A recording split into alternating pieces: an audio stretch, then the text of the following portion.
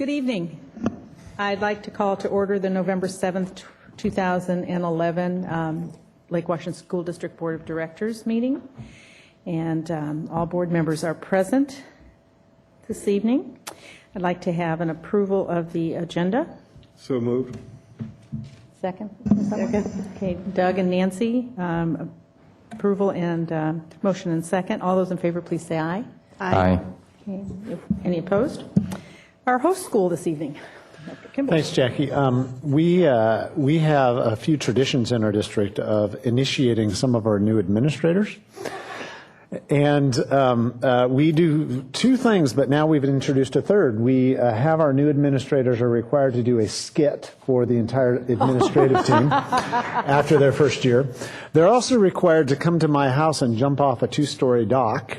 And thirdly, they're now required to present to the school board their first year as an administrator in Lake Washington School District. So I'd like to introduce Kirsten McCardle, who is new to us, a fine administrator who is in charge of Rockwell Elementary School, and Rockwell is the host school tonight. So Kirsten, welcome, and if you could introduce your school and what you guys are up to at Rockwell.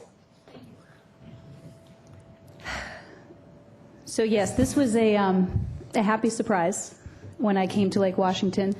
It was what was behind door number 3 was, guess what, you get to present to the board. But it's sort of been a gift because the work that went into this is the same things that were already happening. I'm ready for the screen. Rockwell is a school that as soon as I began learning about it, found out a lot about its traditions and its history. And we turned 30 years old this year. It's our 30th birthday. So what I want to present to you tonight is a little bit of a time capsule, because in order to know where we are and where we're going, it's important to know where we've been. So, not what I want. So the year was 1981. President Ronald Reagan was recovering from an attempt on his life.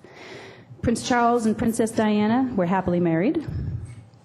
MTV launched a video music channel.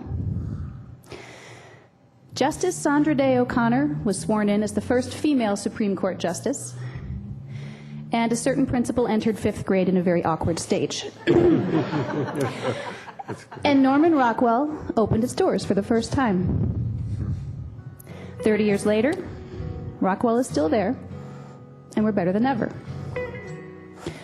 Rockwell Elementary is in Redmond, Washington. It's a big school that still manages to feel like a small school. One where 671 students walk in every morning to teachers who know them and understand them and will challenge them, and in a few cases, had their parents as students years before. This is Norman Rockwell. What is your name? Marcia Hogan. Marcia Hogan, and you are? Beth Rayhans. Okay, and you both opened Rockwell. That's right. Yeah. What was that like? Were you already working at different schools in the district, or were you sort of new and coming in and launching a brand new building? I was working at Horseman Okay. Hill, Yep. and I was on the core staff. Okay. So we planned for a year before Okay. the school opened. Okay. Yeah. What did that look like? How did you sort of design what you wanted the school to look like, or? We didn't design the physical layout of the school. That was decided. We decided the character of the school, what it would feel like. What would it feel like? What was the plan, anyway? Well, yeah, why don't you start in on that one, and then Well, I'll work with you. Yeah, I think from the get-go, we went with the motto, what's best for kids. And I think we all felt that as a group. We were very fortunate because we were able to meet before our planning days, because we were a brand new school, and get to know our teammates very well, and then get to know each other as a staff. And I think we all, by the end of that, 2 or 3 days that we had, we all really felt strong about we were here, for what was best for the kids. And it was everybody all together? And it was everybody all together. Awesome. And I think what happened out of it is we developed an incredibly strong bond between us, but this community is what also has made this school so special from the 30 years ago until right now. It's just that the children and the parents and the Rockwell staff have worked, incredibly well together for the school.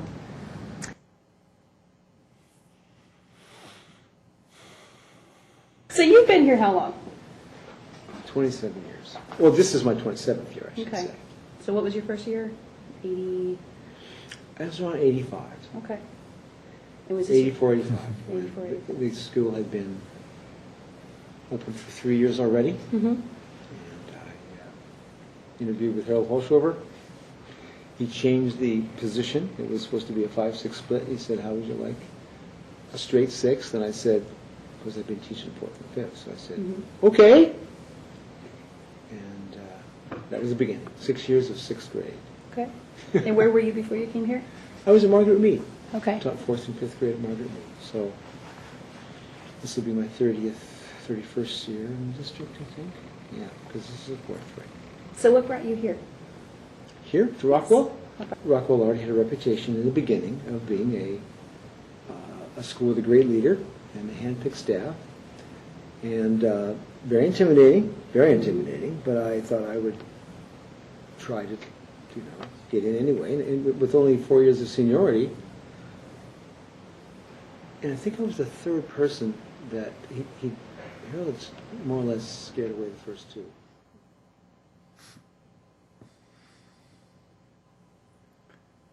I think math is getting better, like this year's bunch. It doesn't necessarily envision, but it's more a cohesive vision about what math should be. They're coming in certainly with better math skills earlier. And that's a plus. I mean, we used to spend a lot of time on the multiplication packs, and we don't have to do that anymore. But the tech part, and technology has a role to play, and I think kids are way better at that. Some of them way better than that than me. One of the things that we did was we had a set of core beliefs that we all bought into.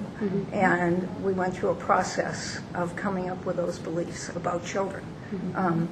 And so when the school actually opened, we were all opening with the same feeling in mind about what were our expectations of children, and it made it very smooth opening, I think. That's awesome. This summer, our staff went through a very similar process as they did, looking back at 30 years and looking forward, deciding what our vision was for the future of our students in line with the Lake Washington vision. And our new school vision statement is that every student at Norman Rockwell will develop the knowledge, skills, and personal attributes needed to become successful members of our community and of the world. And we knew that in order to do that, there were certain things we needed to do as a staff. We put together certain commitments, our mission statement.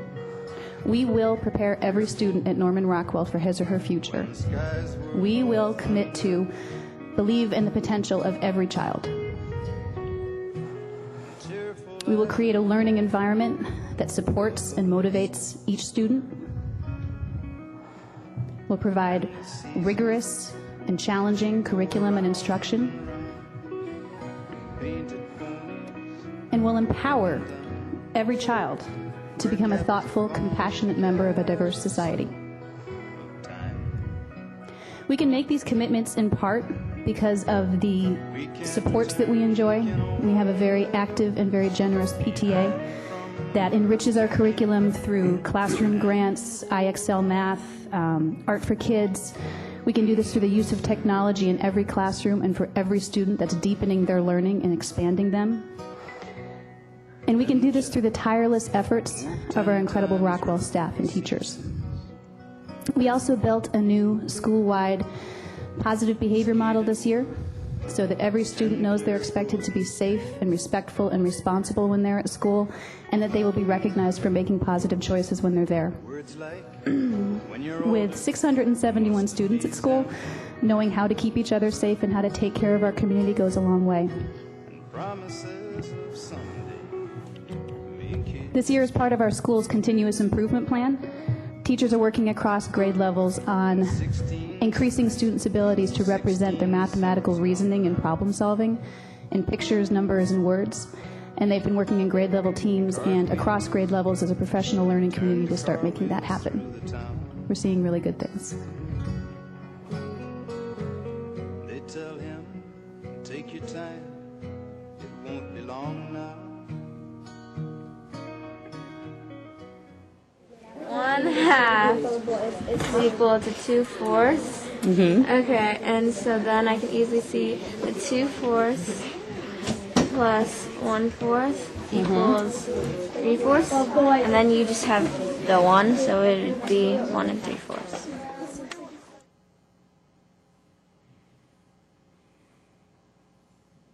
I learned decimals. Are you learning decimals this year? We already learned decimals. Tell me one thing you know about decimals. That you have to make sure that the tens place is not in the ones place. You need to line the decimals up before you add, subtract, or multiply, or divide. And then when you say a decimal out loud, you say like 5 and 510. Not 5.5. Yeah. That's just, Why not? I mean, not 5.5. That's just old school. Oh, yeah. What's your favorite learning that you've done so far this year? What have you found really interesting? Social studies, because we're learning about the Wampanoag. We got to make like little dolls about with our own, like to make ourselves like a Wampanoag. Okay. And we made a landscape. Yeah. We made hills, caves, bears, ducks, fish, and some other animals. So what did making the models and making the dolls help you understand about the Wampanoags? How they lived and what they did. Okay. I get it about a safe and respectful and respectful. I like Rockwell because before I didn't have much interacting with my friends and everything, but it just makes it more fun to be able to like play with my friends. There's a lot of good playground equipment and the teachers are good. What do you mean they're good? What does it mean to have a good teacher? What do they do? They're fun and they make learning feel so fun. And we get rewards if we work very hard. So what's your favorite thing that you've learned so far this year? I think it might have to be science with making the connected cars. Dana, how long have you been at Rockwell? I've been here since kindergarten. Okay. I think it's a really good school. Tell me what you know about Rockwell. Well, Rockwell is a really good school. It actually won an award, I think, last year. I believe. It's a really good school. I think it's really good for education, and it's really fun on the playground. I don't think I want to go anywhere else. My parents thought of moving, but I just said, no, I want to stay at Rockwell. It's just too good of a school. Okay. What are your wishes for Rockwell in the next 30 years? Where do you think this could go? Well, that's hard. I just want the kids to continue to enjoy learning like I believe that they have in the past.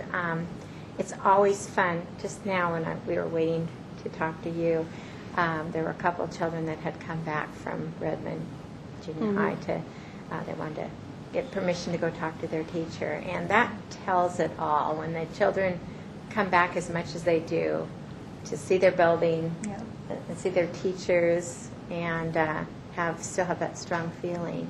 I want that to continue forever. And the seasons, they go round and round. Painted ponies go up and down. We're captive on the carousel of time. We can't return, we can only look behind from where we came and go round and round in the circle game and go round and round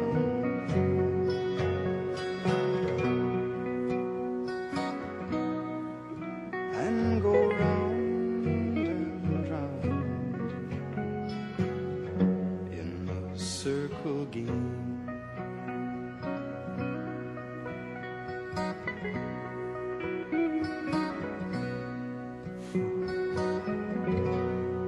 Thank you. Thank you. That was very nicely done. Thank you very much. That was a very nice picture of Rockwell through the years, and appreciate your coming this evening. So this, of the doors, this was probably the easiest of the 3 doors to come through. I think Chip's doors are probably harder. Yes. Thank you again, Kirsten. Tonight, we also have with us some recognition. We have with us tonight the opportunity to introduce the National Merit semifinalists and commended scholars from both Eastlake High School as well as Juanita High School. And because I don't get to actually see these students in school very much, I do have to tell a little story. Between the board work session and the meeting, I went into the board work session room, and 3 of our students were stealing food. And so they are true teenagers because they're hungry all the time, and they grab all of the Hope cookies, which are Ravi's favorites. So I just want to note that we've got true teenagers in the room. I think you're projecting onto me. Gary, would you mind coming forward and introducing your commended scholars and National Merit semifinalists? Real food finder jeans Real they have. food finder jeans. I was quite impressed.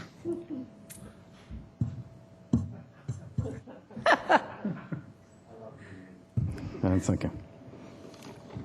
I'm sure those kids were from Eastlake.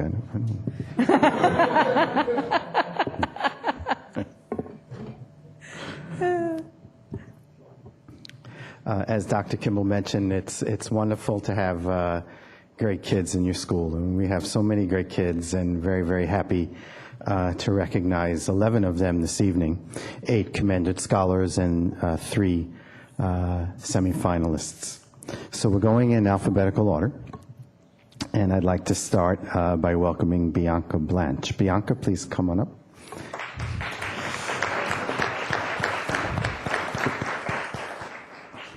There you go. Good job. So please welcome Bianca Blanche. Bianca attended Kamahikan Junior High, where her favorite experiences were Mr. Brandman's music class, in which learning was a fun experience, and Mr. Egger's biology class for the thinking and exploratory environment within the classroom. At Juanita, her favorite was Miss Roberts' Japanese classroom, where she experienced the class as an international community. Bianca also has a passion for the historical fiction genre and also for manga and anime, which she taught me about when we spoke. She plans to study languages, perhaps at the University of Chicago, Linfield, or the University of Montana. Congratulations, Bianca.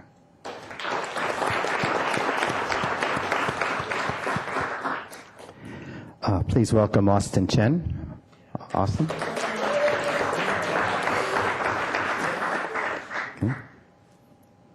Okay. Austin also attended Kamahikan Junior High, where he also has terrific memories of Mr. Brandman's music class and Ms. Todd's humanities class. In each class, he remembers the environments being ones in which students enjoyed working hard and learning. At Juanita, he especially credits Miss Lane's music class for helping him to grow, mature, and to see what he was truly capable of. Austin is this year's ASB president at Juanita and proudly represents our school in many ways and in many venues. Austin plans to focus on a career in medicine and will be applying to the University of Washington, Harvard, and Stanford. And also Austin plays alto sax, clarinet, and piano, right? Piano as well? Okay. Good job, Austin. Thank you.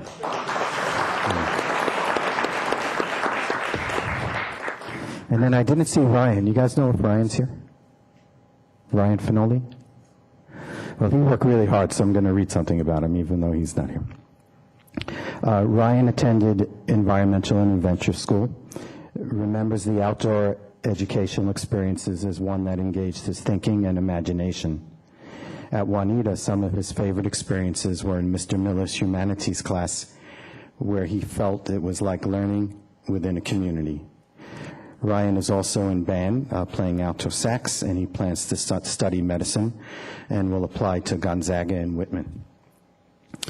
Genki Marshall. Genki.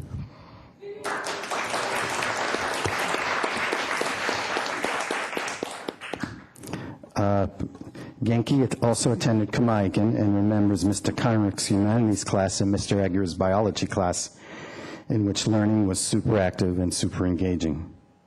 At Juanita, Genki is a very active in student government and also is our senior class rep this year, and he serves on the Juanita chapter of Rotary Interact. On the board, right? On the board. His favorite Juanita class is Mr. Bailey's AP Chemistry, in which every day seems like fun and just time flies. Genki hopes to attend Stanford and major in aerospace technology, and perhaps even go into space one day. Hope you get there. Congratulations, Genki. Okay, we have Mitchell Miyashita. Mitch.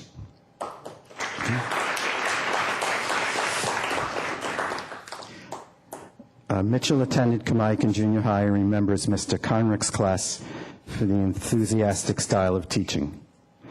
At Juanita, his favorite class has been Mr. Chang's calculus class.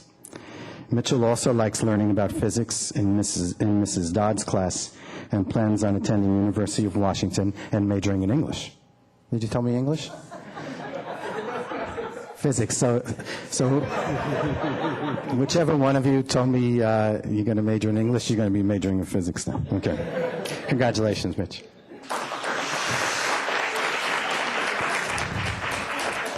And I don't think I saw Seth. Seth, are you out there? No. Well, Seth Retzlaff attended Kamaikan, remembers also Mr. Conrick's class as having made a difference, as it was a high school environment in the junior high and one that was demanding and entertaining. At Juanita, a favorite has been Mr. Miller's sophomore humanities class, as it was always absorbing and exciting. Seth plans to attend either UW or WSU to major in international business. He is also very focused on music, playing cello in our orchestra, singing. He plays the guitar and he also composes. So Seth, congratulations, even though you're not here. Next we have Chris Stenson. Chris, come on up.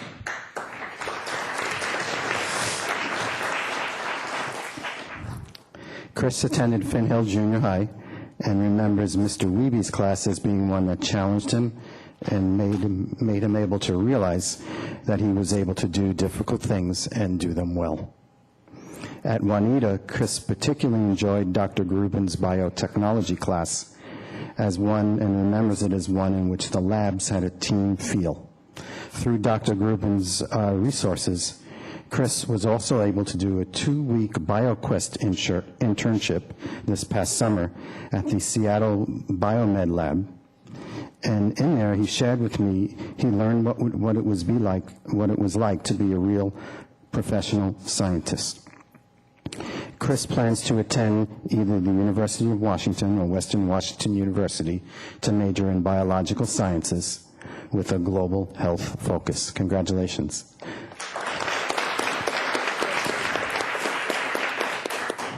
And our final commended scholar is Kyle Wentworth. Kyle?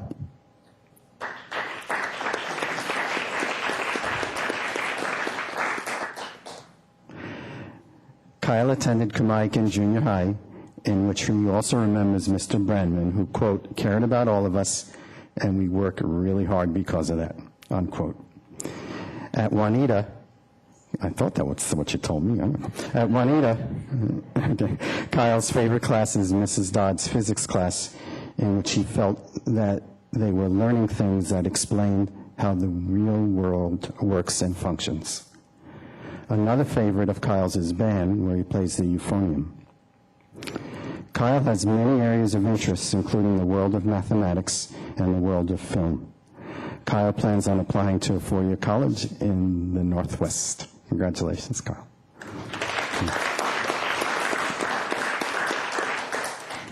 And now I'm pleased to introduce our first of 3 semifinalists. We have Audrey Sue. Audrey?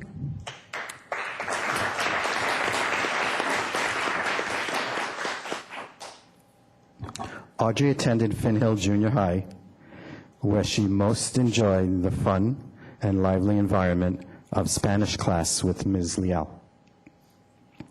At Juanita, she has great memories of Mr. Miller's humanities block as also being demanding, yet interesting and fun. Audrey has a passion for rock climbing and physical and mental challenges. She's a gifted writer and won 2 national writing contests last year, the Scholastic Art and Writing Award, in which she took first place, and the Ayn Rand Fountainhead Essay Contest, in which she took second place. Audrey toured the Princeton campus and hopes to attend there in the fall to focus on English and theater. She hopes to have a career in writing or acting. Congratulations, Audrey. And next we have Sam Swabacher. Sam?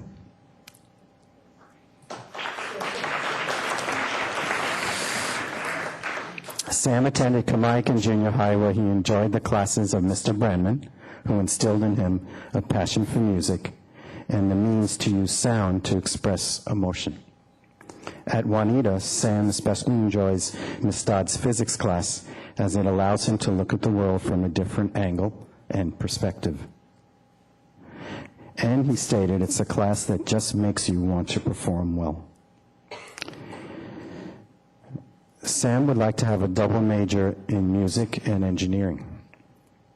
He also sits on the Kirkland Youth Council and is part of the Seattle Youth Symphony. Sam is applying to many schools in the fall, including Yale, Brown, Carnegie Mellon, and the University of Chicago. And in our band, Sam is a percussion specialist. Congratulations, Sam. And finally, it's my pleasure to introduce Luke White. Luke?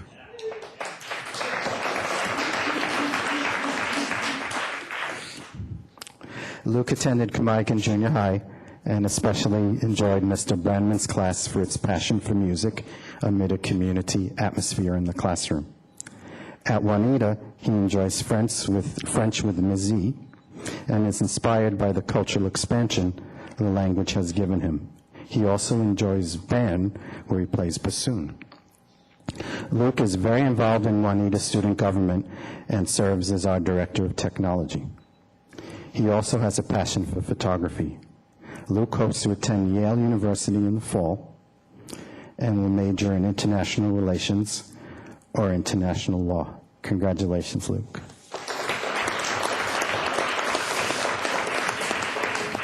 And congratulations to all 11 of you. You make us all super proud.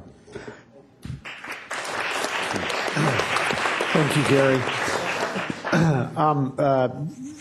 Brad Malloy, if you'd mind introducing the East Lake Commended Scholars and National Semifinalists. And while you're coming up, I did want to take a moment to thank all the parents of these students for your support. If the parents, wouldn't you mind just standing up, of all the parents of the students, all the parents that came, East Lake as well as Juanita High School.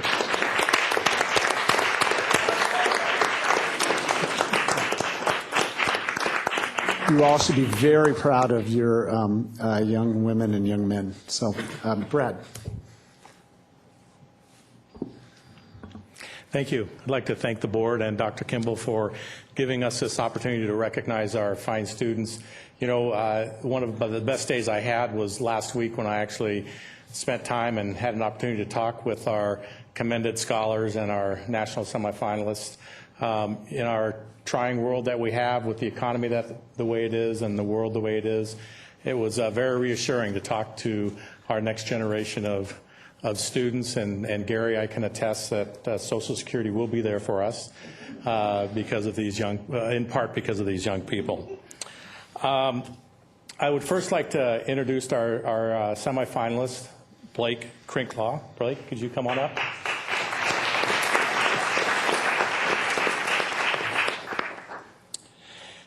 Blake is involved in drama, improv. He enjoys playing soccer and writing. He has an early decision at Wesleyan University. He's also applying to Brown, Hamilton, and Dickinson. And he's interested in the future, perhaps being a publisher or a novelist. Congratulations, Blake.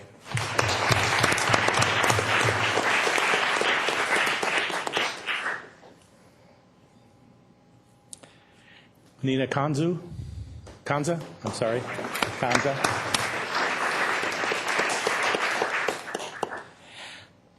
Nina at Eastlake High School is involved in tennis. She volunteers at an animal shelter as part of her senior project and service to our community. She's interested in biomed as a major and is considering UCSD, Johns Hopkins, Stanford, Berkeley, and the University of Washington, as well as Gonzaga and Penn State. Tough choices there. Congratulations, Nina.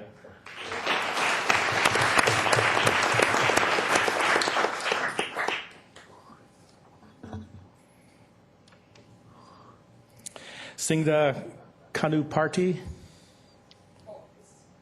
Close. I should also mention that Singda's mom also works at Eastlake High School, though we don't like to try to bring that up very often.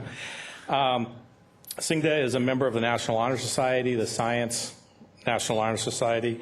She plays violin, enjoys Bollywood dance, has voice lessons for Hindu music. She's interested in the University of Washington or some of the University of California schools.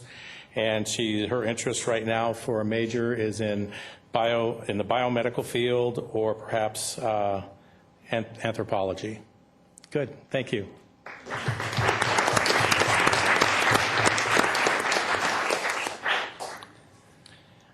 Jonathan Whitley. Jonathan.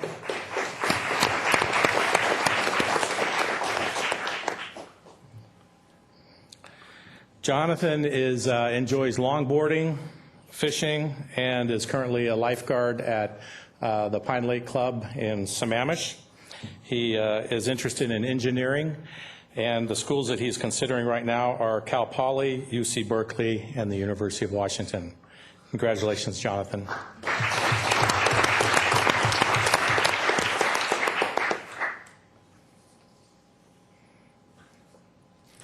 Grace Hung.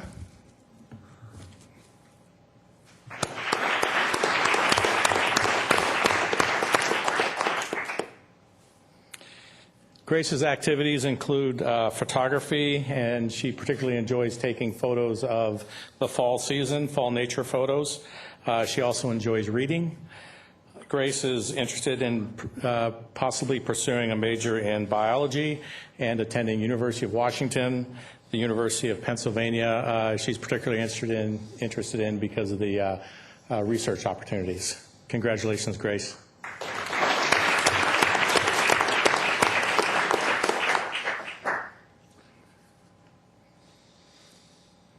Elena Cacañas.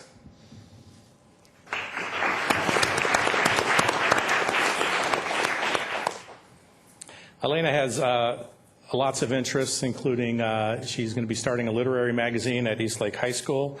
She has written 3 plays that have been performed at the Village Theater in Issaquah.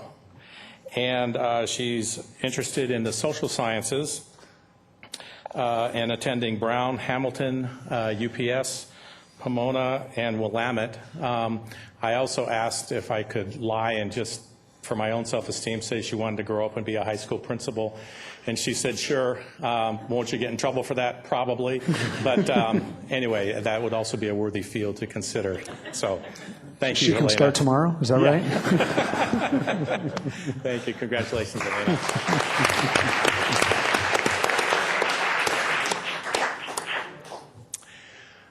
I was standing at the door trying to meet our commended scholars as they came in. Is there anybody that I missed?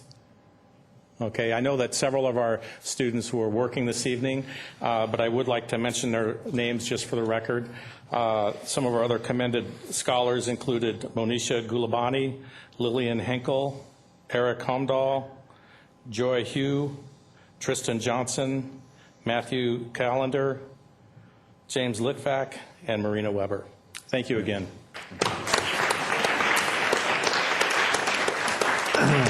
Thank you, Brad. And I did just want to, I didn't do a set around what commended scholar and national merit semifinalist means. These are the very top students in the country. These are students who, through the PSAT, which is typically administered in 10th grade, score in the top 1% of the students in the nation, and it's a very elite class of students. And so we're very, very proud of each and every one of you, and we're thrilled to honor you, and we're thrilled with what you're going to do with your life, because these big problems that our generation have created, you get to solve. So thank you very much for coming tonight. And yes, I also would like to thank all of you for coming out this evening. I know you've got busy schedules, and so it's very pleasing to the board to see so many of you that come and let us recognize you for all your hard work and wish you all the best in your future. And if you would like to go home so you can do homework, we'll let you go ahead and exit.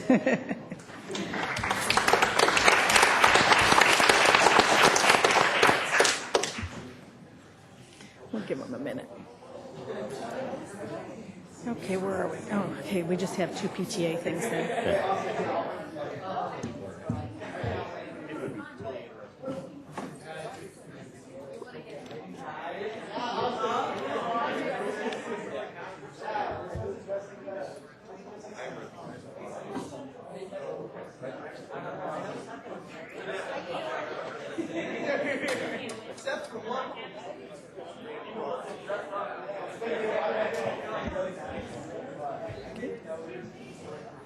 Okay, you need to go out the door.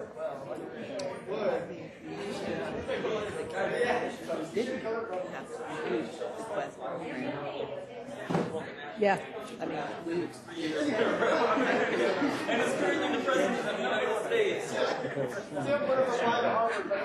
Right, yeah. Okay, I'm going to ask you to please step outside so we can continue our meeting. Thank you. We'll let you chatter all you like out in the lobby. That's okay. Okay, thank you. We have a shrunk audience here. I have two groups that would like to come and speak for us, both connected with PTSA. So first, Sarah and Shelley would like to come forward. Janine, would you mind shutting that one door for me, since they're holding it open?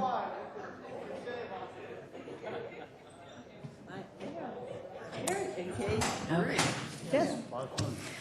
Got those cookies going. Oh, cookies will do that for you. Good evening, ladies. Hello.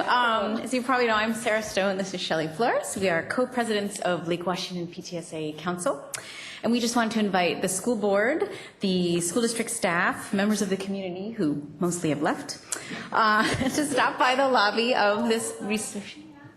That's right. And you viewers at home, stop by the lobby of the Lake Washington Resource Center and participate in our basket auction. We have over 40 baskets. They have been donated by all the PTSAs in our district, our partners, Swerve and Connie Walsworth. And they're full of food and family activities, plants, wine, cookies, cupcakes, and all kinds of goodies. The last day to bid is Thursday, December 1st, before noon. With the money raised at this auction, Council is able to offer more than $12,000 in scholarships to high school seniors and teachers within the school district for continuing education. Anyone in the community is welcome to bid and help us support our students' education. Thank you. December 1st. And they are absolutely lovely baskets. I was looking through all the contents this evening, and yes, great stuff out there. Great holiday gifts for somebody. Might want to buy a basket and get a lot of shopping done. And Matt. Hello. Hello there. So I'm Matt Lotion, and I recognize good 2/3 of you. So I've got a handout, and I was really tempted to use the technology, but I don't think it's on. So.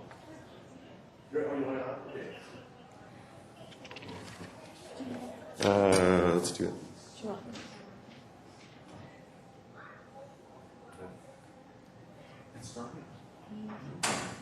Here, why don't I hand this out anyway? Council. There we go.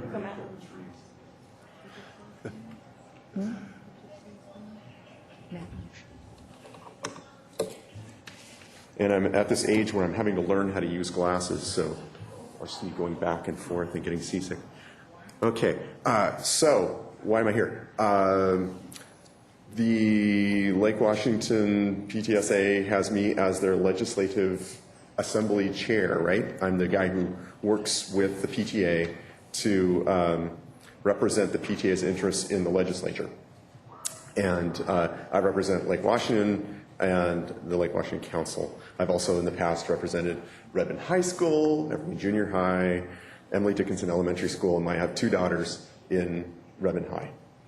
So I was definitely a big part of this legislative assembly that just took place on October 14th, and I was asked by my council to come and tell you what happened at Legislative Assembly. Has anyone seen any of the press on this? Yes, you saw that. All right. So I'll get to that.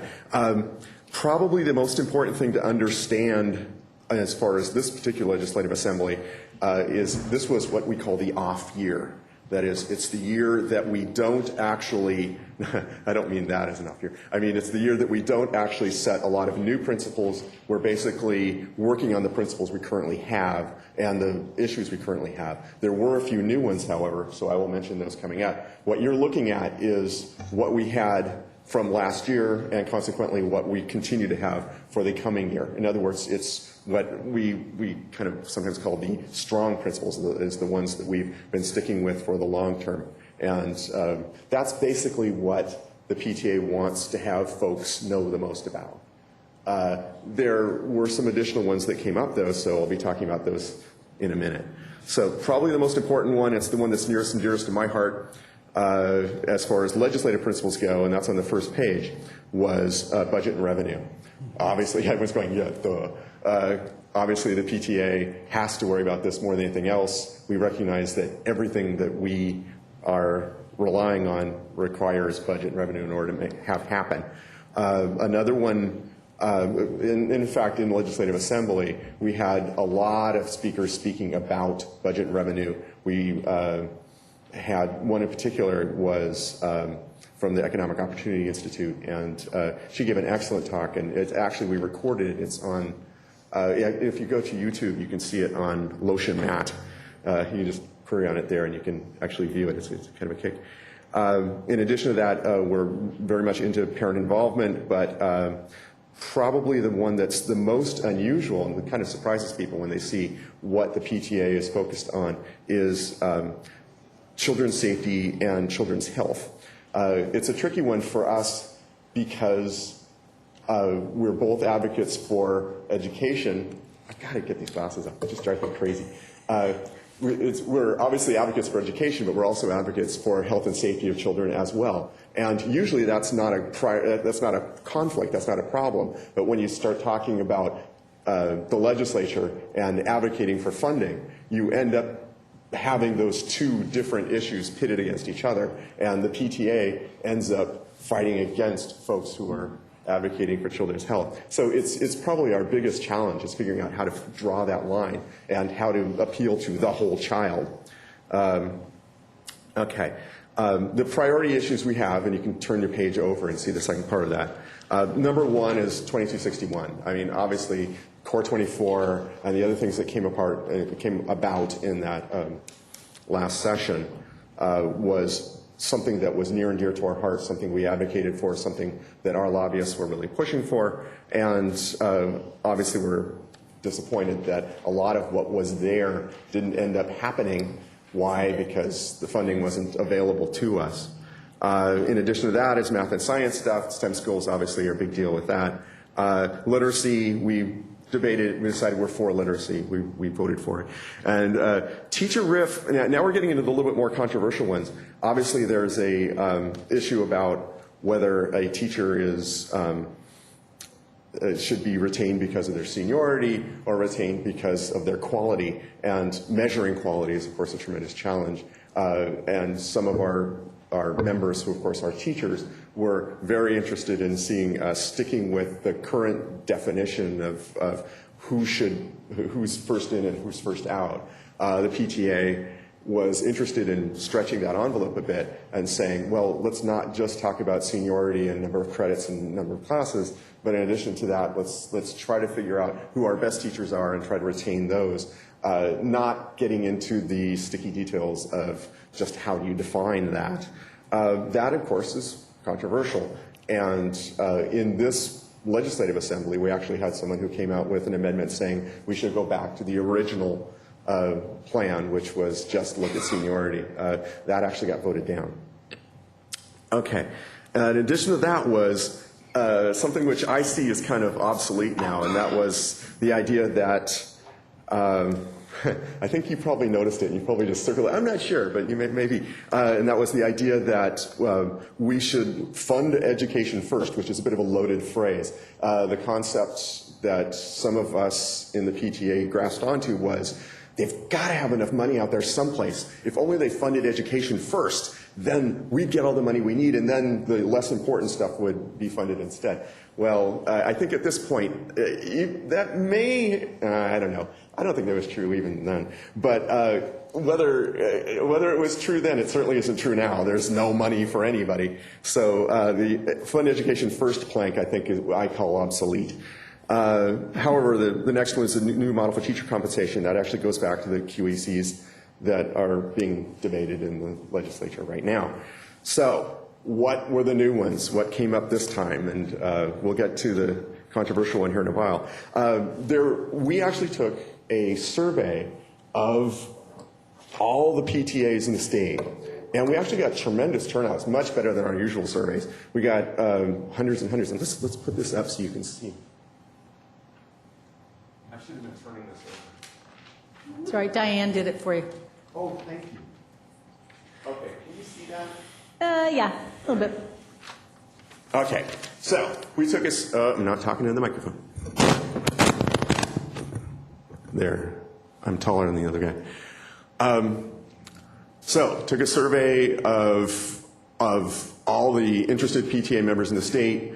Got a tremendous turnout. This is just for Lake Washington. And finding out who's in favor of pushing forward the various proposed issues that the PTA should be addressing in the upcoming legislative session. And we found, I know that those titles are kind of cryptic, but you can figure out most of them, I think. In any case, some of them were not controversial. In fact, some of them were kind of trivial, but the most important ones, the ones that got the most support, was a relatively, I think that it was early learning that got a lot of support. Highly capable programs got a lot of support from us and from the state as a whole. Juvenile justice got a fair amount of support, and school signage, which was the cryptic one. Basically, the idea was we have to have standard school signage throughout the state so people will know when they're coming up to it. I didn't know it was a problem, but we passed it along anyway. Achievement gap was a big deal, and all of those were supported by us and supported by the state, and went on and were passed. In fact, every single one of our issues were passed, except for the proposed amendment to change the compensation rule. The one that didn't get as much support but did eventually pass was the one on charter schools. I'll be blunt here. I was the one leading the opposition to charter schools. So I'm here as a representative of the PTA. So I'll explain the PTA's thinking behind this. Basically, they're tired of waiting. They want to see an elimination of the achievement gap. And I can definitely understand their motivation. They've been told that we're going to get the money, we're going to be able to do this, and we've not gotten the money, and we've not been able to do anything about the achievement gap. So they're looking for other solutions. Obviously, I've got a lot more I could say on this subject, but I'm representing the PTA here, so that's the thinking. I would suspect that will be something that the PTA will continue to address. The next meeting of the PTA will be its convention, and there's actually resolutions accepted at that convention, and I'm actually writing a resolution on that subject. So we'll see how that goes. Okay, so the next big thing the PTA is going to be doing is Focus Day, and that's in February. And I'm one of the co-chairs for Focus Day. Surprise. So I'll be seeing you all in February, and that's it. Thanks. Thanks, Matt. Thank you, Matt. Were there questions? I have one. So additional 211 issues supported by Washington State PTA. You added school breakfast and lunch programs and physical education and health. Where do those come out? I mean, I feel like they just are tacked on there. Okay. If I remember correctly, what happened there was they had, by the way, those who are gifted in math will recognize that there were actually 6 priorities listed there, even though it says 5 at the top of the page. 2 other priorities were voted on but didn't make the cut, so they were added on as additional priorities down below. By not getting the cut, in other words, they didn't get as many votes as the others.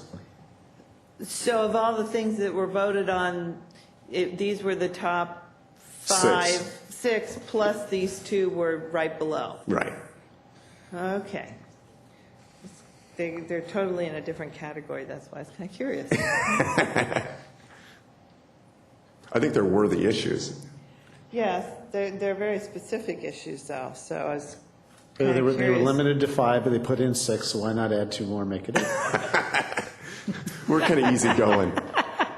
Is that what you call there fuzzy math? wasn't enough money to get it anyway. Dr. Carlson? No, these 2 are specific to a lot of the work that's going on in the state and coordinated health. So I was wondering if there's some particular championship going on at PTA in those areas.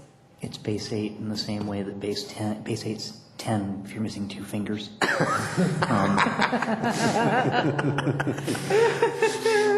Matt, this is I guess more of a speculative question, but given at the state level what the discussion that took place concerning charter schools and teacher compensation, do you think there's a danger that the coalition might unravel?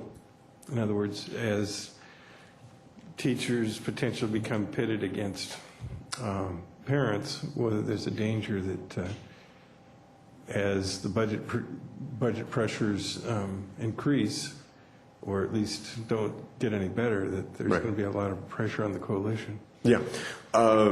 In fact, I've had conversations with several teachers and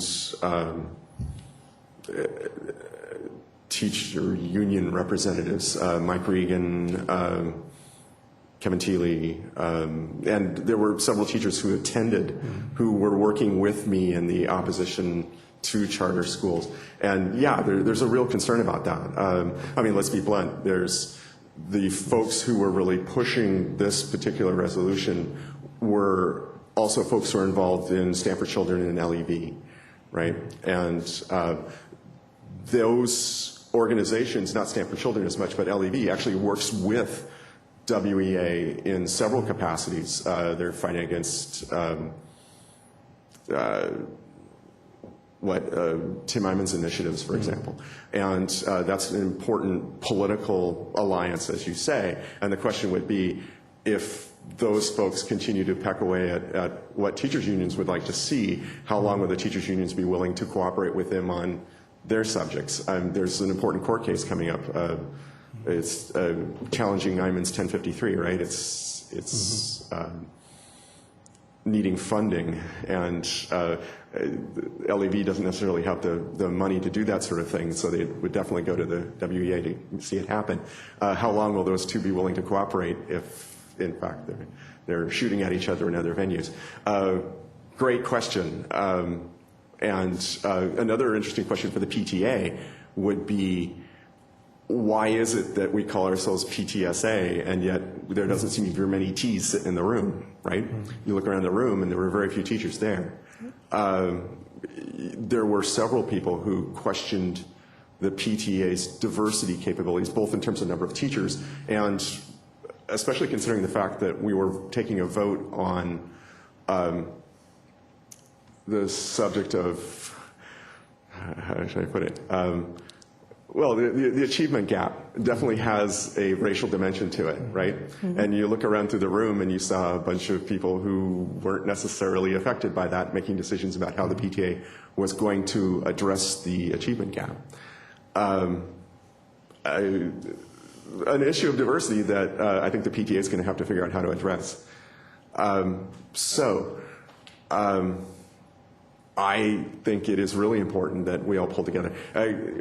I'm now speaking for myself more than I am really for the PTA, and I apologize for that. But if the PTA and Stand for Children and LEV and everybody else doesn't all pull together and fight for funding and do something about the state so that we can actually afford the education system we need, then if we don't pull together, it's not going to happen.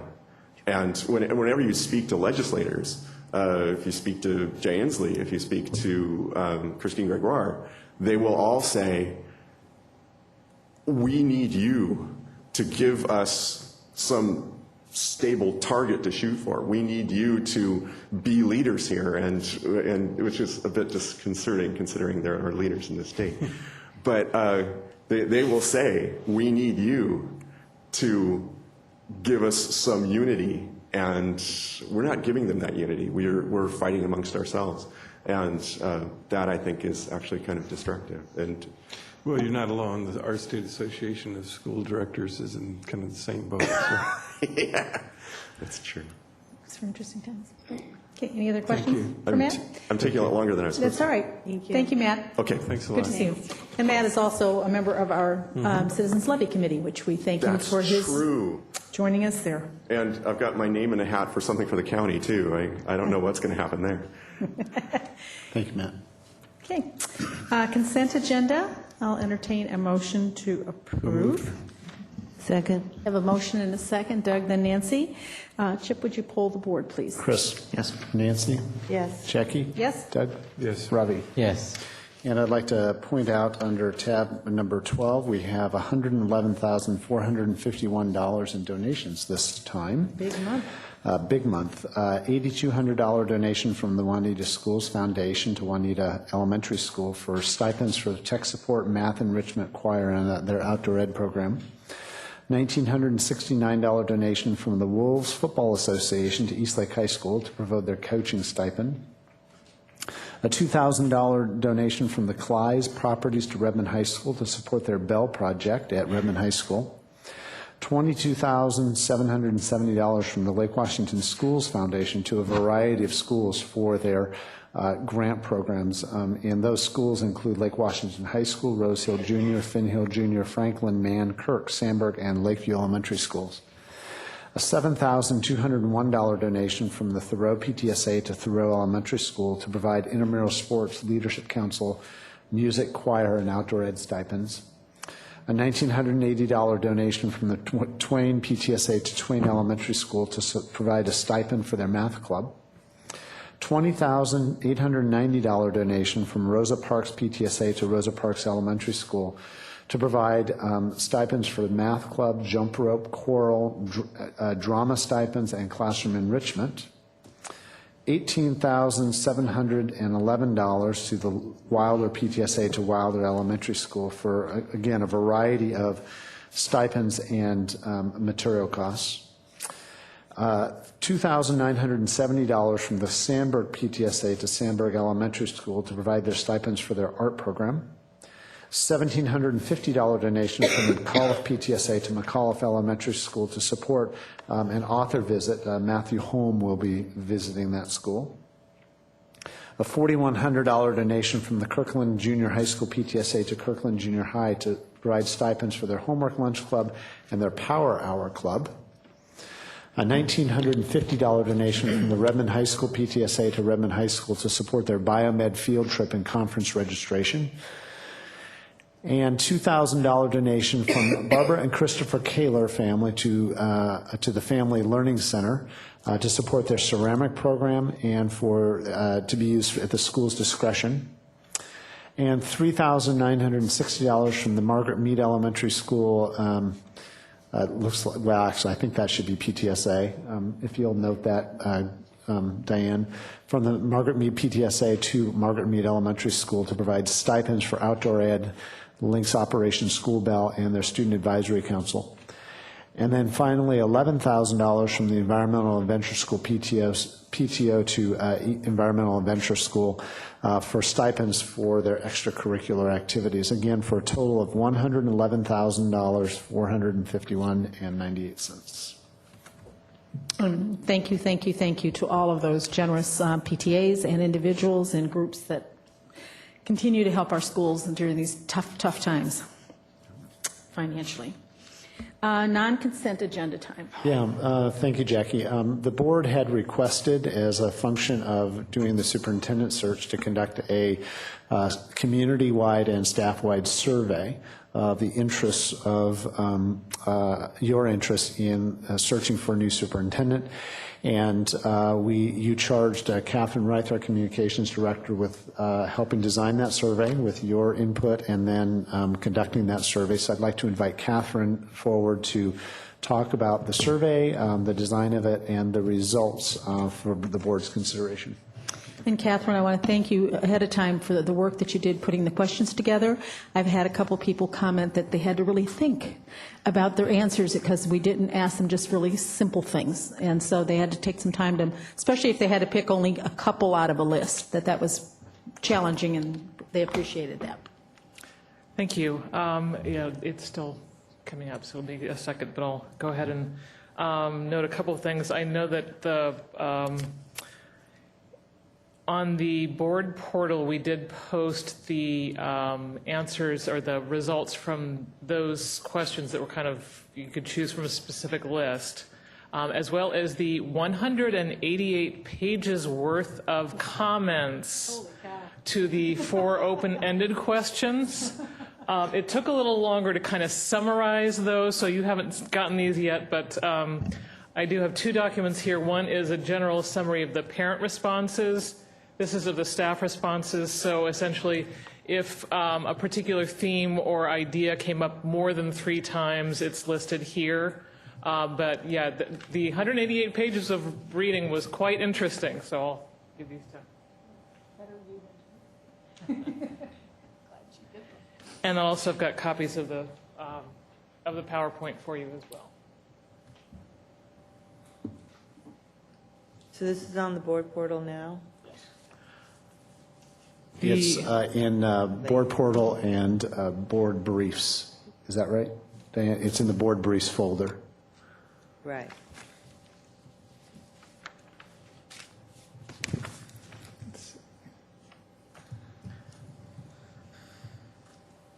So as Jackie noted, we did do a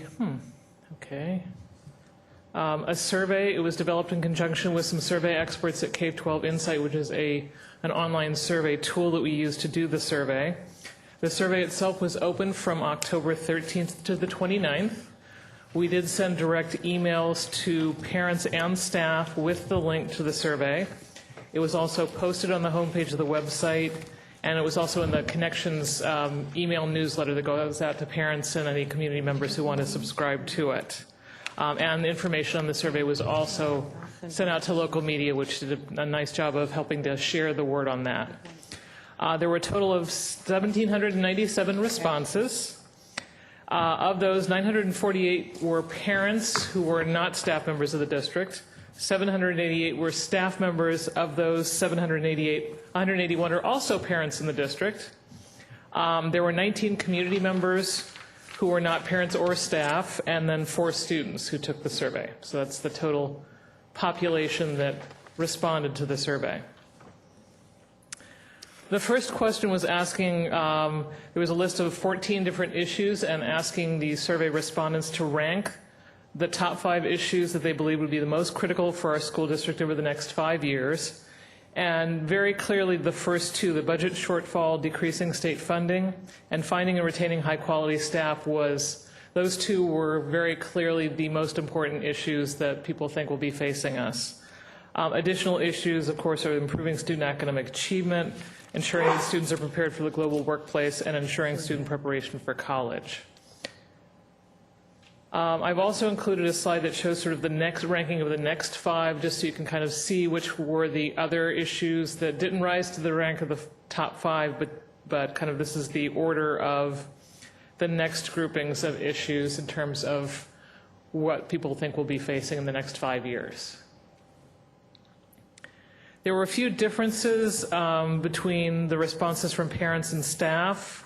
Parents ranked finding and retaining high-quality staff number 1. This actually also reflects some past survey results we've had from parents. This is a very important issue for them.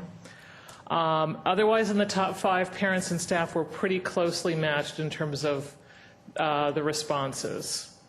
In the lower ranked items, there were a few more differences. For parents, they ranked updating technology higher than staff did, or higher than the overall, and staff ranked providing professional development a little bit higher. Staff also ranked ensuring preparation for college significantly lower. So those were some of the interesting differences between staff and parents and kind of the average. There was an opportunity to provide other issues that weren't in the list of 14. So what I've listed here are those that had at least 15 mentions. Both parents and staff talked about class size, so that was an issue that was raised. And then the sort of overcrowding, boundary issues, enrollment were raised by both. Staff also had a few other things that they mentioned in terms of the transition to the middle school model and reconfiguration, workload, and then also special education resources. So these are some of the other issues that were in the open-ended question where you could put in other issues that weren't in that original list. Then there was an open-ended question that asked what your reasons were for your selections above in terms of the issues facing the district. So these are themes that had 25 or more mentions from parents.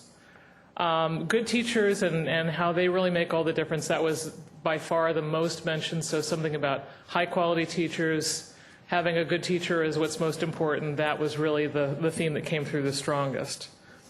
And then being concerned about being able to deal well with budget shortfalls was another that was very much responded to, and making sure that our students remain competitive for the global workplace. So those were the 3 top ones, and you can see some of the others. There were quite a few others beyond this, as you can imagine, with 188 pages worth of information, and the document that I gave you will allow you to go a little bit further down into some of those that weren't mentioned quite as often as this, but these are the ones that really kind of rose to the top. For staff, budget impacts everything and makes everything possible. Budget was number 1 in terms of the reasons for their selections from staff. And then also that sort of issue of hiring and retaining high-quality teachers is really the key to high-quality education came out. They also talked about the preparation for global workplace being critical, and there were some of those, but not all, that specifically spelled out that you've got to make sure that those who are not college-bound are prepared for the global workplace. The next section was looking at what experience, skills, or abilities the new superintendent would be. It would behoove us to find those that have these qualities. We had a number of different items, and you could rank just the top 2. So in this ranking, managing a school district budget and ensuring the use of public funds was the most important operational management and external relations quality or skill. And recruiting, hiring, and retaining a dynamic and efficient staff dedicated to education was the second. So as you can see, there's kind of a theme coming out in all these areas. Hire a good staff, make sure we have a budget. And then the others were significantly lower, but I've listed sort of the top 5 for your reference here. Differences between parents and staff here. Parents were more interested in somebody who was really up to date in technology. Staff ranked working with local lawmakers a little bit higher, and also negotiating with employee representative groups a little higher, but they ranked securing grants and other sources of funding a little bit lower. For management style, listening to and considering alternative views and opinions while making decisions was the most important of the items listed. Demonstrating a track record of problem solving was the second and fairly close. Inspiring trust and confidence in others was the third. Some of the differences here, parents put demonstrating a track record of problem solving first. That was their number one. And they also ranked showing commitment to innovation and change a little higher than it came out in the overall. But they put inspiring trust and confidence a little bit lower, whereas that was more important for staff. And staff put demonstrating a track record of problem solving third. So a little bit of difference in the orders on this one. For instruction, developing and maintaining systems that support high quality instruction was clearly the most important to respondents, and developing curricula to ensure that all students are challenged and prepared for the future came out as the second item. And you can see the rest that are listed there. Parents and staff were pretty close in this area. Parents did put developing curricula to ensure students are challenged first, and staff put ensuring that staff is up to date and highly effective was second instead of third. So those are the only differences in those rankings. There was also an open-ended question offering a chance to provide other qualifications or experiences. Parents mentioned someone who's a good leader, classroom teacher experience, willingness to be creative and think outside the box, and clear communication style. Staff also mentioned classroom teaching experience and good listeners. So those were the additional items that were raised. Reasons for selections of qualifications, the parents, in terms of whether it was the open-ended or the question before that, again, good teachers are essential, coming back to the same theme of you've got to have somebody who's going to hire good teachers. Effective budget management is needed. A good leader is needed. Good problem solver is needed. So these were the areas that parents mentioned. Staff talked about knowing our community and district as an asset that would shorten the learning curve. Teaching and learning and instruction is the key. And looking for all voices to be heard in collaboration. So those were some of the things that staff talked about. Then there was a general open-ended anything you want to say. So these were some of the other comments that were more frequently mentioned. Parents, the one that came out the most frequently was thanking the board and appreciating the opportunity to give feedback. For staff, it was interesting because there were a number that talked about concern about promoting from within, but there were a number that said we should promote from within. So there were both sides represented on that. So those were generally the other comments, and I believe that concludes the data. Any questions? Board members, any questions for Catherine? Well, thank you for assembling glad it all was this summarized. and summarizing it, yes, especially 188 pages worth of stuff. So It's quite interesting. I would suggest at least dipping in and out and taking a look at some of the different, there's lots of interesting information in there. Yeah. People I really took a lot of appreciated this. time to write comments.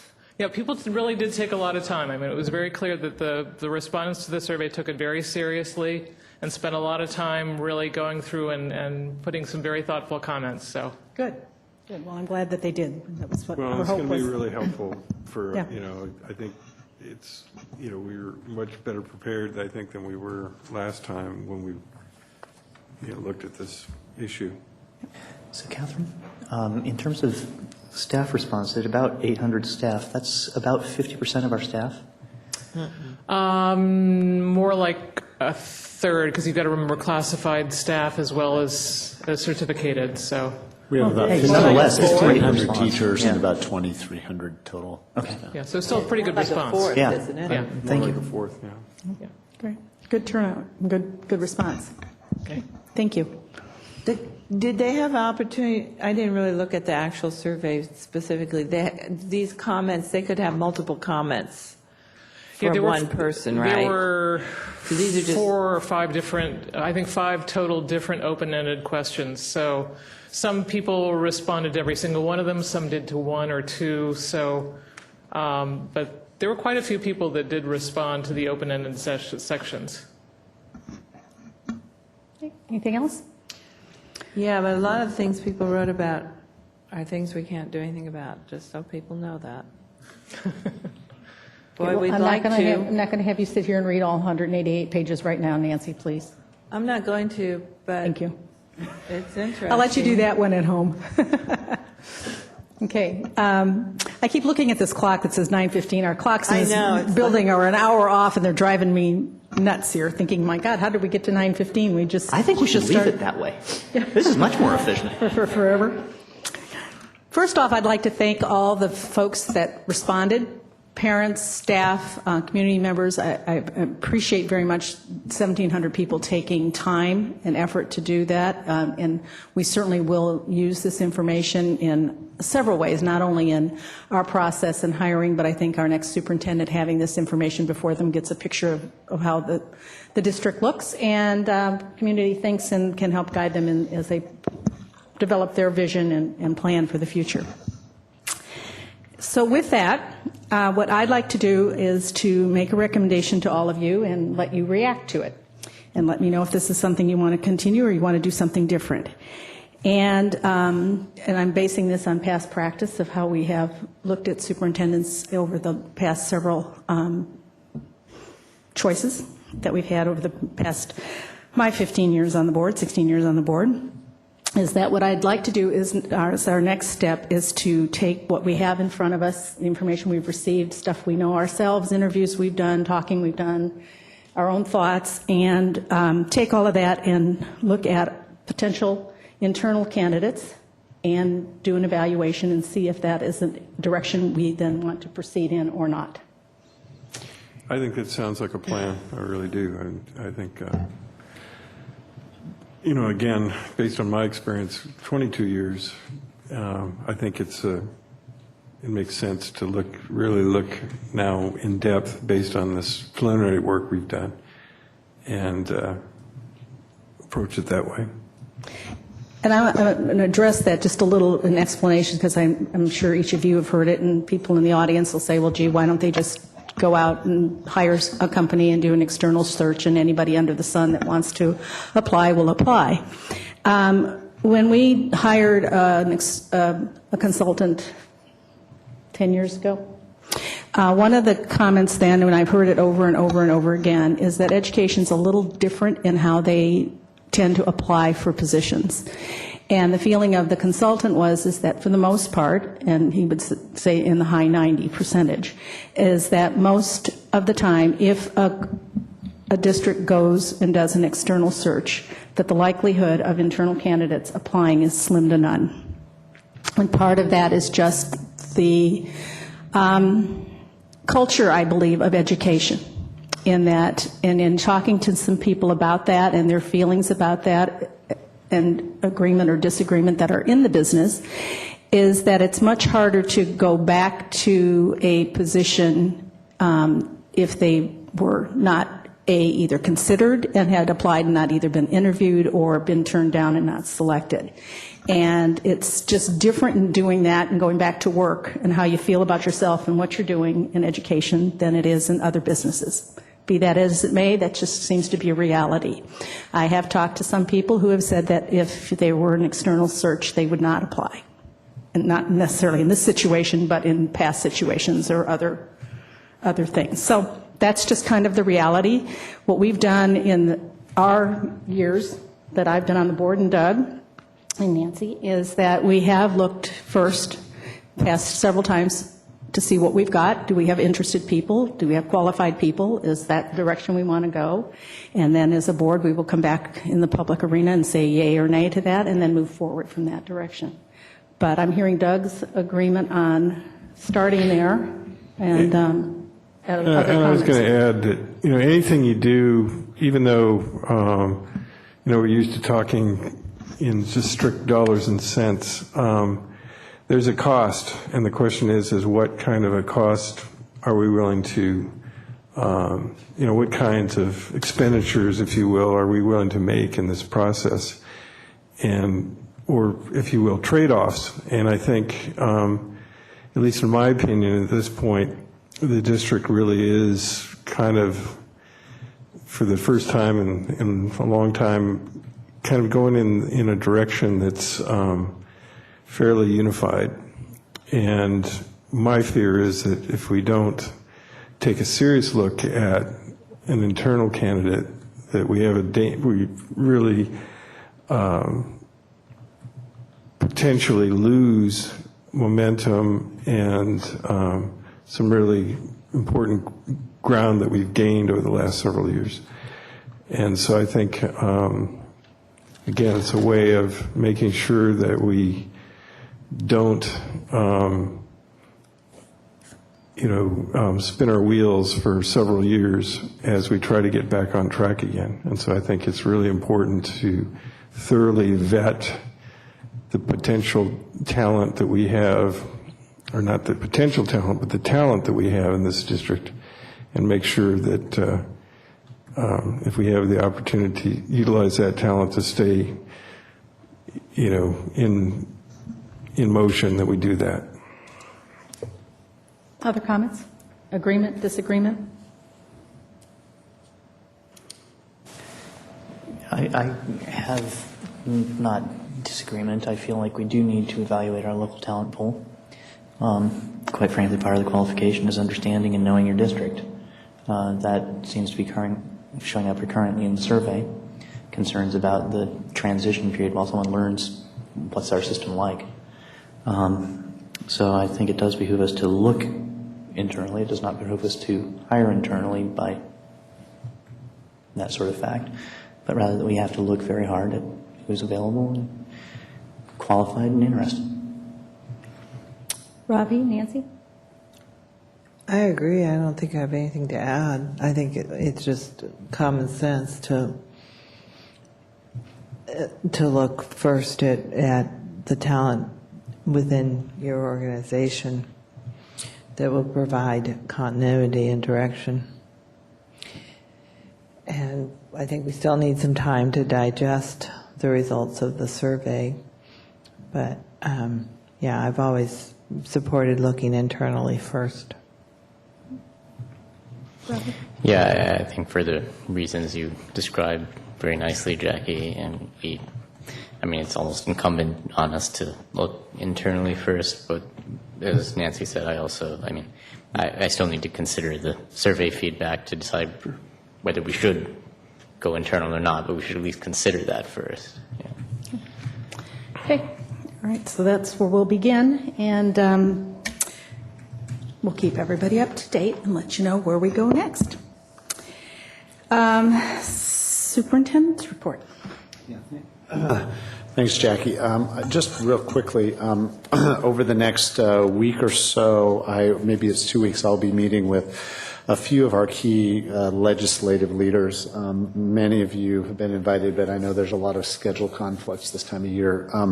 So I wanted to relay the message that I'm going to be delivering and make sure that it's consistent with where the board is at as it relates to the upcoming budget madness.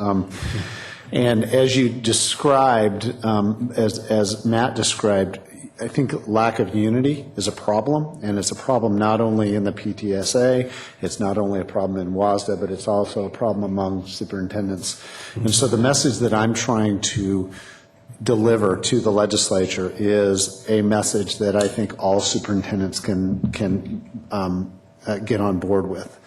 And that is 3 simple points. Number 1, don't cut education funding. Enough is enough. Number 2, if you do cut education funding, cut it equitably so that everybody is equally hurt. And number 3, for those districts that can raise money locally, do not take away our ability to do that. Those are the 3 very simple messages. I believe that that's a unifying message that all superintendents can buy into, and that's the message I'm planning on delivering to our legislators individually and pretty clearly, unless the board advises me to the contrary. I wouldn't necessarily advise the contrary, but there is a bit of a contradiction in those 3. You mean don't cut, and then if you do cut, that contradiction, or a different contradiction? Well, that's the first one that I noticed, and then there's a contradiction between the second and the third one. explain. Politically there is. Well, you don't want them to take away our ability to raise funding locally, which I agree, but you also want equitable cutting, and we all know the things that they're looking at would impact levy equalization, so they may start to argue with you that those two are not equitable. Yeah, and I think what I'm talking about is, I think that what's the potential, the potential political quagmire that we're headed for is LEA is going to be pitted against school days, and it's going to be pitted against salary reductions. It's going to be pitted against just about anything. Bus transportation? Bus transportation, et cetera. And even though we receive no LEA, I think it is appropriate for us as leaders in the state to say that if you're going to cut, do it equitably. So if you go after LEA and don't impact districts that that don't get LEA, there's this enormous inequity that's being created in the state. Well, I agree. I don't think they should cut LEA. I think that would seriously impact districts that have absolutely no recourse. I would agree with that. And what I mean by this number 3, which is protect local levy authorization, is at the same token, just like we are saying that LEA impacts some but not others, if suddenly the legislature decided, for example, to take away our ability to collect money that has already been voted on by our voters, then it would inequitably impact us as opposed to those districts that don't have a levy. So I actually think that the third point is consistent with this equitable cut issue. Now, how they go about do that, they're going to say is, fine, Chip, how do you expect us to do that? And my response is going to be, that's not my problem. That's why you were elected. Go figure it out yourself. I'm sticking with, don't cut. If you have to cut equitably, and don't touch local authorized taxes that have already been voted on by the voters. Thank you. I agree. And they need to stop worrying about some other things that they worry about and just do their business. Can we add more potholes to your list? Sorry, can't have any funding for those either. No pro pothole plank. Doug, did you have anything else to add for Ledge? Only that of course, our state association is meeting a week from, I guess 2 weeks, in 2 weeks, and we'll be discussing this more. And in addition to that, we'll be meeting with the East Side group that we've had meet with Representative Hunter. We'll meet with him again probably about that same time. Great. Okay. Any board follow-up, future agenda items, debrief? It's election day tomorrow. Hopefully people have voted. Hopefully they got their ballots. Hopefully they thought about it if they didn't get their ballots so they could get their ballots, which I had to do, call in and get my ballots mailed. You were one of that 11,000. I was, yes. Yep, Catherine. Me and my whole household. Yep. And we got all ours. But yes, deadlines tomorrow midnight. Get those in. All I can say is I'm always very thankful when it's over so we can be done with the ads for a while. Yeah, ads and phone calls. I do think it's appropriate, well, maybe it's a PDC violation, I hope not, that we do have Siri Blisner, who's in the audience tonight, who's the single candidate for, what is it's position number? 5. Ravi Shahani has decided to not rerun for the board and retire. We also... I'm sorry, are you allowed to retire before kindergarten? They're always really? to retire early. We also have Chris Carlson, who is running unopposed for his seat on the board, and we have Jackie Pendergrass, who is also running unopposed. However, in the sample, in the voters pamphlet, it shows another candidate, and I think that's just for the benefit of the public that the other candidate has withdrawn from the race, but her information is still in the voters pamphlet. So I thought that clarification would be worth doing. That's not a PDC violation, I don't think. I don't know how many thousands of ballots didn't even get printed and mailed, apparently, what I was hearing today, in addition to my whole neighborhood that didn't even get ballots. I've lost track of how many problems happened this year. You would think they could at least, because it's a number of races this time, where candidates withdrew way before even the primary, and King County can't manage to remove them from the election materials. And we know they hadn't gone to print yet because we've heard about all the print problems. They still managed to raise my property taxes in time, so I just want to make that clear. Yeah, I just decided they don't know how to cut and paste. And learn that function But please, in Word. despite all those problems, we do hope people will vote. Yep. And put a stamp on their envelope if they're not dropping it into one of the handful of ballot boxes. And with that, at 9:30 here, 8:30, that silly old clock, is we are going to adjourn into an executive session, and then we will adjourn the meeting after that exec session. Our next meeting is at this time on November 21st at 5 p.m., and the board will be in a work session and not in... We're not resigning. We're not. No, I'm just saying what the next meeting is going to be. Sorry. I didn't adjourn, just announcing, next meeting, 5 p.m. work session. We're recessing, not adjourning. Okay.